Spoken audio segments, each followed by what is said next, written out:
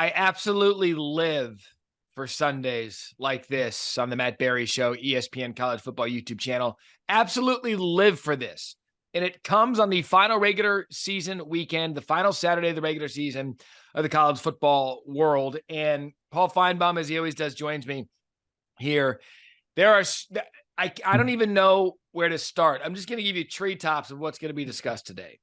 The Iron Bowl, the Texas A&M hire that didn't happen, Ric Flair, me against Florida State Twitter, which all of this as we embark on championship weekend. Michigan, there's so much to get to, Paul. So here let's start. I'm going to start noon window. I feel like we should just work our way up to present day, like a movie that starts at the beginning.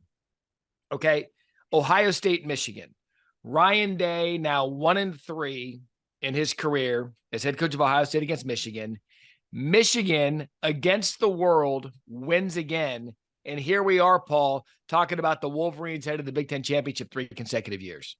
Yeah. And I think it's great. It was a game that we all wanted and we saw, but what I don't understand, Matt, is the reaction to the game.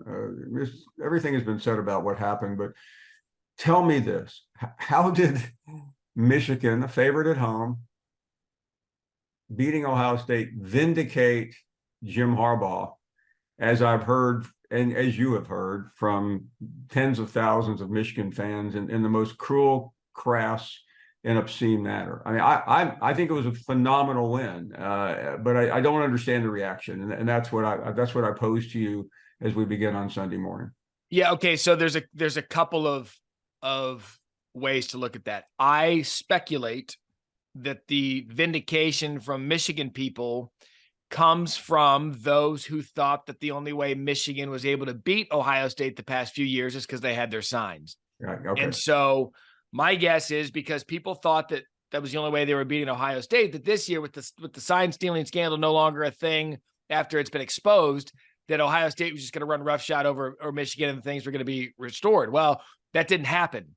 And Michigan beat Ohio State again. And my guess is Michigan fans are like, see, we don't need anyone's signs. We're just the better football program. And Paul, I'll say this. I was never arguing that Michigan wasn't one of the most dominant teams in the country.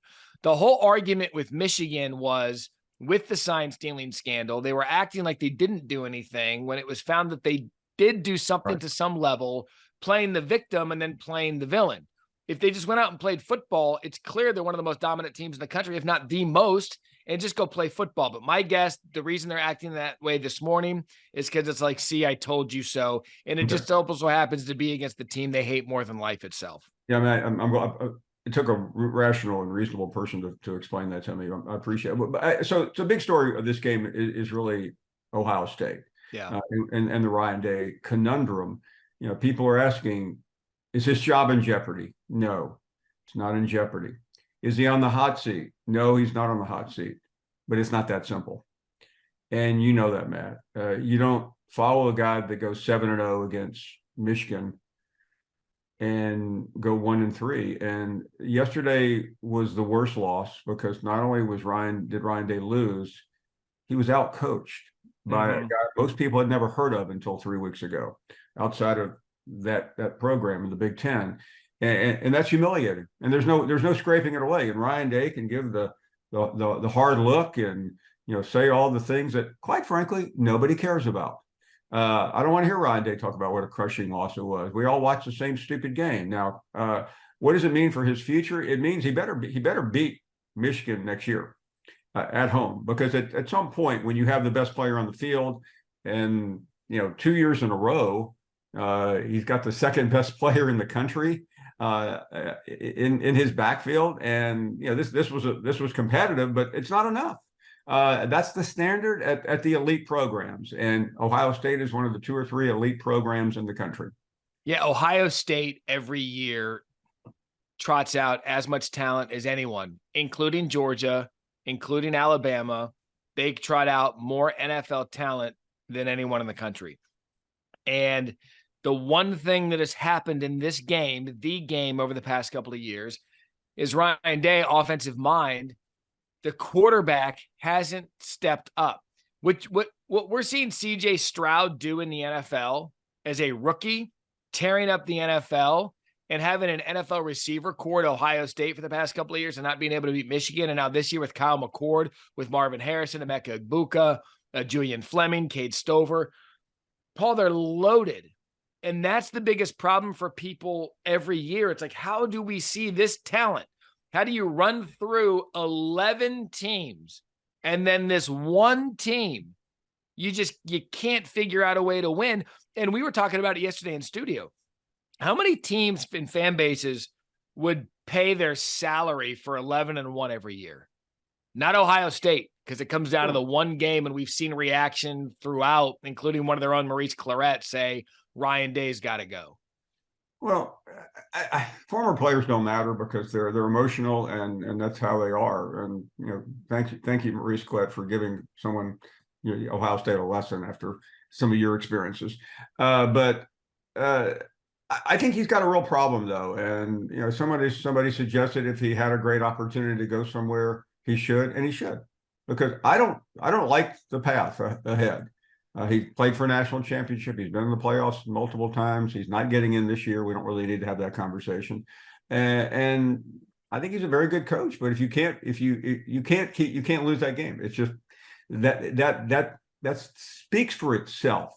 And there's no alibiing. And he's got a new AD coming in. And Ryan Day, I'd get out of there while you can.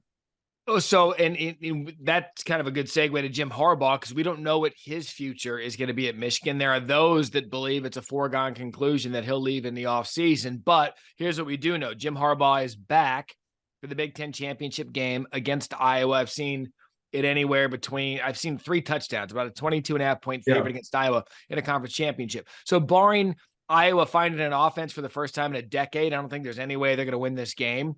So now here's what you have, Paul. Here's the dream scenario for Michigan and maybe the nightmare scenario for the Big Ten and the College Football Playoff Committee. You have a guy in Jim Harbaugh that's been made a pariah. He's been put on the shelf 6 times this year. He is now going to be back on the sidelines, lead his team to a 3rd consecutive college football playoff, and he's going to be front and center bragging about how good this team is, because it is. And that's good for television networks. That's good for talk shows. That's good for us. What it's not good for maybe Michigan, because there will be a stench following him everywhere he goes. But it will be fascinating to see not only Jim Harbaugh on the sports stage where he's been for so long, but this will be the national stage. Things are pretty toxic around the world right now, but everyone is going to be paying attention to this. This is one of those few sports stories that transcends the sport, and count me in for it. I want a front row seat, because we've had some playoffs that it's okay. How many 5-6 years in a row? Dabo versus Saban. Now we got Kirby. I mean, we got a legitimate good. This is Disney movie written all over it. Good versus evil, and I just salivate at the thought of Jim Harbaugh standing in the way of either Nick Saban, should that train continue, or college football history with Kirby Smart. Oh, it's going to be the Michigan angle, because of the size and enormity of their fan base and the success they've had over the last 3 years. We thought that this water had reached a boil yesterday when on College Game Day, when there was some back and forth jawing between a Michigan alum and a reporter. Well, that we employ. That's not, I'm not getting personal here. That's just being a Michigan alum. Yeah. It doesn't matter who you are, where you work, you just take on a level of arrogance that defies common sense. What happened? Can you explain to people here what happened between you and Ric Flair? What am I hearing about this? Well, I'll spare you the long buildup, but Ric Flair, let's be honest, is done. I mean, the guy used to be at the epicenter of his sport, and now he's in his 70s and washed up and basically scraping for dollars. And he was a friend of our show. He'd call in occasionally. He was a Georgia fan, Matt. I mean, we like that. He had a son that went to Auburn. He was a Florida fan for a while. He had a daughter. So 2 years ago, we have him on, and he's Ric Flair. He's a personality. Right.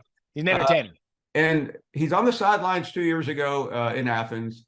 Herschel Walker's. I don't know exactly what happened, but he like tries to shake hands with Kirby Smart, and he blows him off. And the next thing you know, Ric Flair is in Ann Arbor in Harbaugh's office, and Georgia's playing Michigan down the Orange Bowl a couple of years ago in the playoffs. And since then, he's all in on Michigan.